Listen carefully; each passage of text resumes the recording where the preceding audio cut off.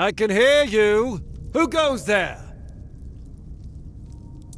It's shiny, sure, but you clearly have no idea what you're doing. Waving a round table pin in front of a knight of the round table? Not the smartest move.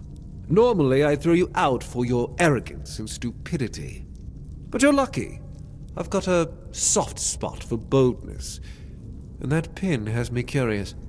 Where'd you get it? You mean you found Caradoc's tomb and robbed it?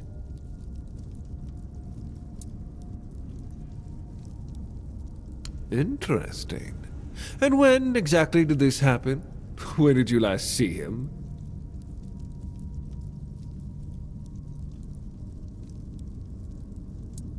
I see. Interesting. Very interesting. All right. So what do you want then?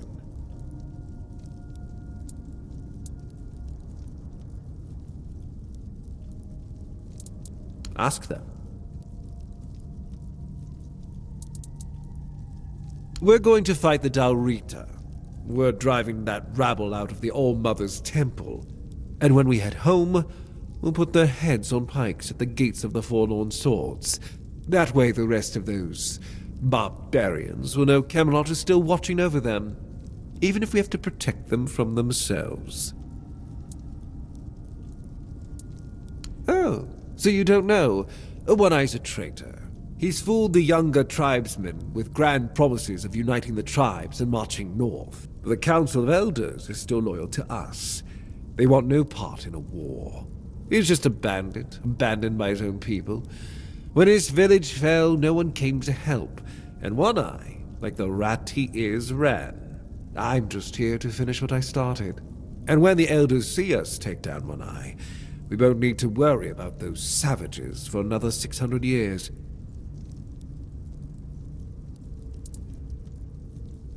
At the beginning, yes. But they're primitive. They don't respect order, and they never will. Arthur gave them the Forlorn Swords, a rich land where they could govern themselves. They were supposed to watch the giants deliver iron and chase after their cousins through the tunnels, or whatever it is that tickles their fancy. But no, that wasn't enough for them. I've always thought Avalon would be better without them. Arthur probably gathered them all in one place, hoping they'd kill each other. And that didn't work, so we'll have to do this the hard way. The war's already here. It's been going on for a while. We're fighting each other in the west, and people are whispering about rebellion in the north. The last thing we need is united tribes.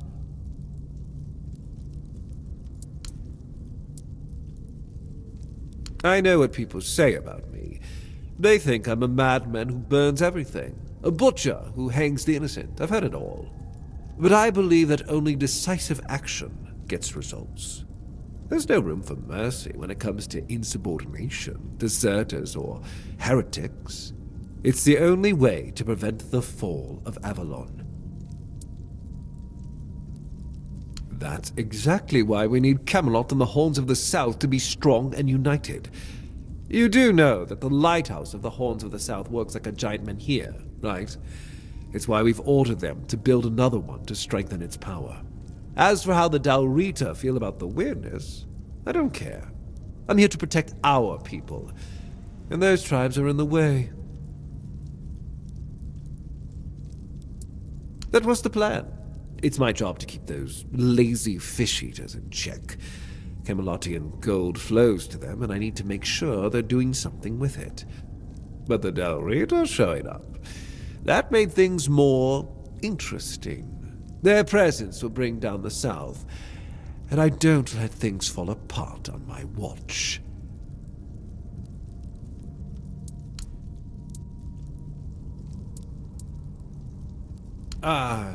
Denunciation, like loyalty, can be valuable. The key is knowing who deserves loyalty and who needs to be reported. I appreciate you telling me, but unfortunately, you haven't told me anything I didn't already suspect. Well, that's fortunate, because between the two of us, I'd be the one walking away. Instead, I've got an offer you can't refuse. We're going to fight the Daurita. We're driving that rabble out of the All-Mother's temple. And when we head home, we'll put their heads on pikes at the gates of the Forlorn Swords. That way the rest of those barbarians will know Camelot is still watching over them, even if we have to protect them from themselves. Oh, so you don't know? What? He's fooled the young. He's just. And when. See you at the temple. Make sure to sharpen your sword. We're going to have some fun.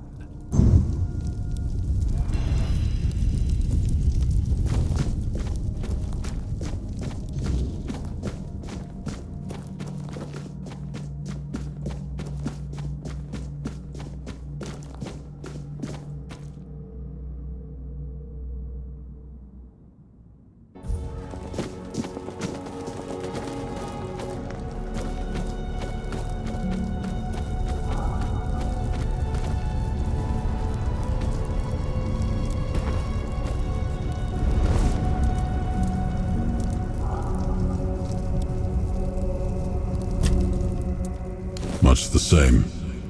He was a fierce warrior, determined to win at any cost. I watched him closely, and I found him too consumed by cruelty. That is why I chose Seawall and Palamedes as my closest confidants, not him.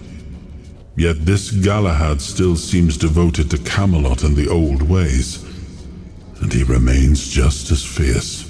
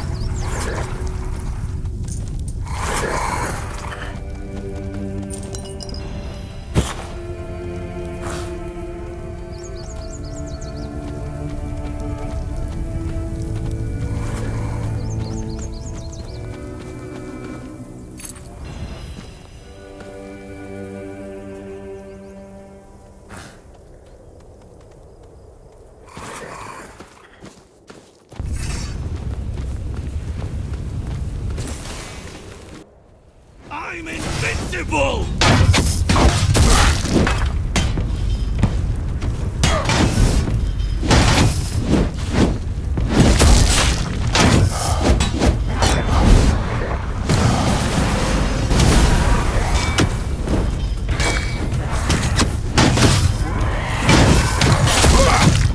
Show me what you're made of!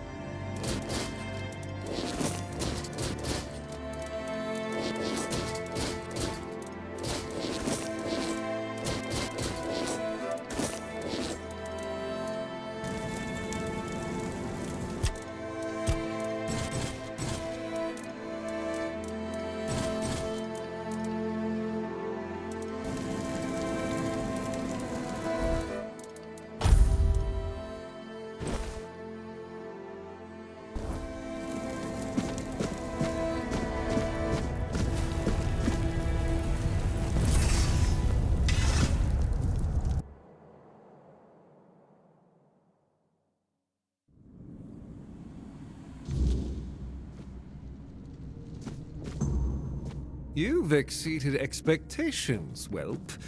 Who'd have thought a nobody from nowhere would prove so useful? This had to be done. The Dalrita weren't just rebels. They were a disease, threatening everything we've built. And taking down Briadan, that was a personal pleasure. The man was a heretic, a fool, who forgot his place. Well, the less you know, the better you'll sleep. Brandon and his lackeys stumbled onto something. A place that should never see the light of day. And they wanted to expose it. Heresy, plain and simple. King Arthur gave everything to secure Avalon's peace. To reveal such places would spit on his memory and open the gates to chaos. And we can't have that during the war. War is about control, and preventing heresy is how we maintain it. Let's not test my patience. I've told you more than you need to know. Whatever it is, it stays buried. End of story. Because he was an idiot blinded by desperation. He thought exposing it would shake the South, destroy morale, and somehow help his cause. Instead, he only doomed himself and his people. And for what? To align himself with savages? To play at power he couldn't grasp? The man was beyond redemption. Oh, don't confuse Briaden's lunatics with the Dalrida as a whole. Camelot respects its agreements with the Council of Elders. What you saw here was just a pack of fools dreaming of taking Avalon for themselves. That dream ended today. Now, I'll leave this fish-stinking dump behind and return to Camelot. There's work to be done, and One Eye's revolt was just a symptom of something worse. Killing him won't stop the next rat from rising. Here, take this.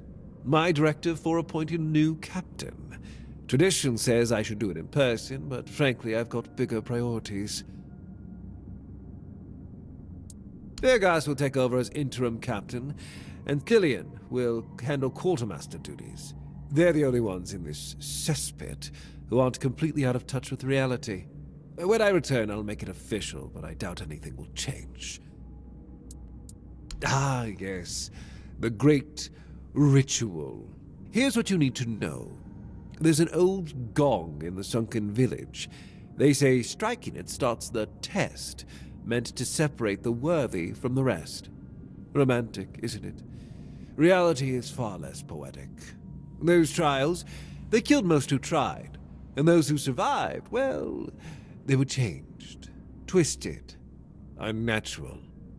Only those who endured were worthy of becoming keepers. The so-called guardians of Excalibur. But ask yourself this. If none of them are alive to tell the tale, how much of this ritual is truth and how much is just desperate myth? I don't know, and I don't care. I don't have time for folktales and the nonsense of these glorified fishermen. If you want to chase their stories, go ahead, but don't drag me into it. I'm here to fight a war, not indulge in their fantasies. Now, I've wasted enough time here. Stay alive if you can, or don't, it's your choice. I have more important matters to deal with.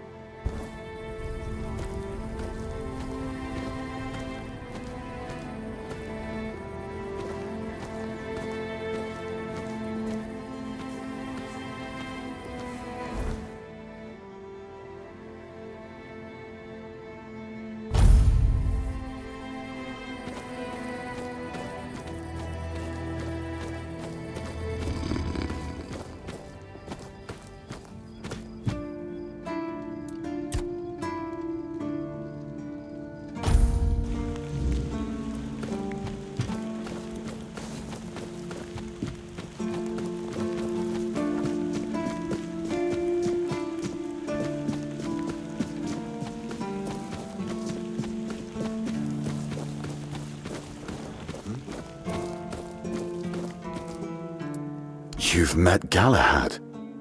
Why isn't he here himself? This can't be real.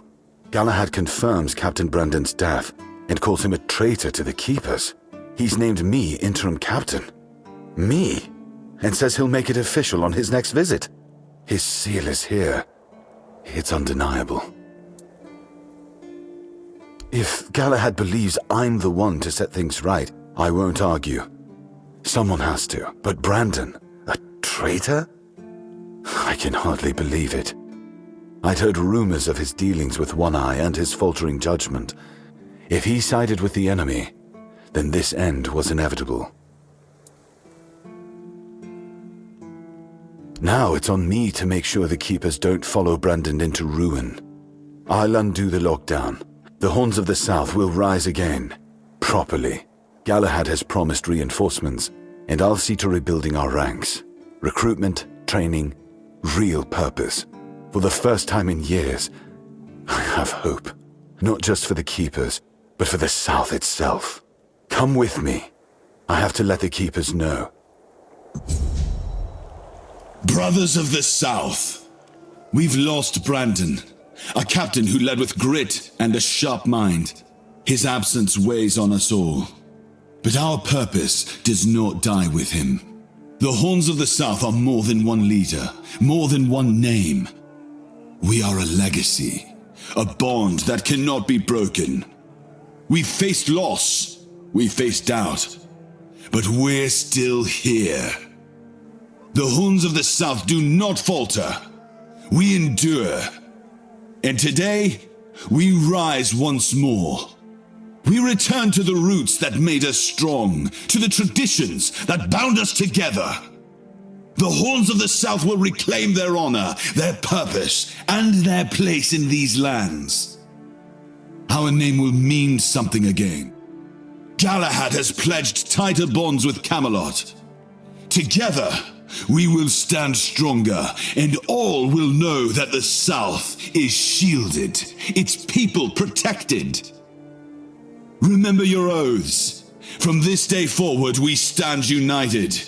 With each other, with Camelot, and no threat will scatter us again.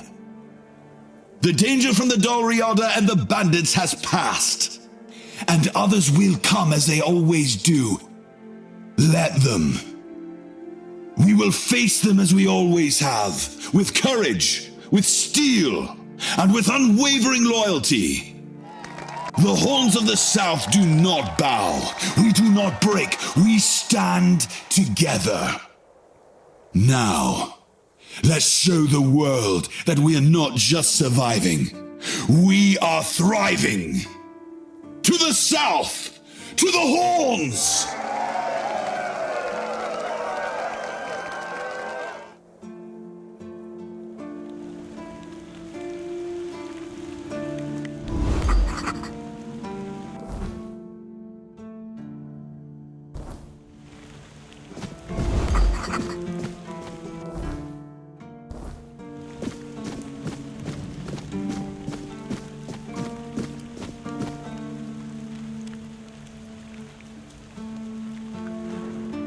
This feeling, it was so strong, so real. I remember now, the weight of it, the power. This blade was never just steel. It was a part of me.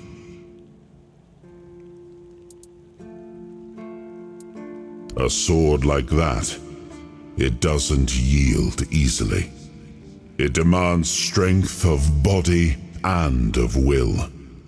You'll need to grow stronger before it will choose you.